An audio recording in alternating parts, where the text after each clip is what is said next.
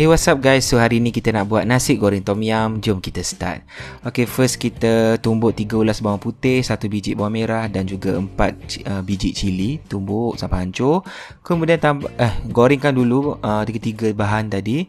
Kemudian tambahkan 1 batang serai yang dah diketuk, 1 sudu besar paste tom yum, 100 gram ayam, sedikit fish cakes, and then tambahkan sedikit carrots dan juga 3 helai daun limau purut, 2 sudu kicap manis, kemudian tambahkan sedikit air sebab tak nak bagi kicap tadi hangus, and then sedikit garam, 1 biji telur, and then gaulkan dengan nasi. By the way kan, bila masak nasi goreng tom yum ni teringat dekat ex aku dekat Thailand tu. เขาเป็นคนดีพี่ Ya, awak cantik.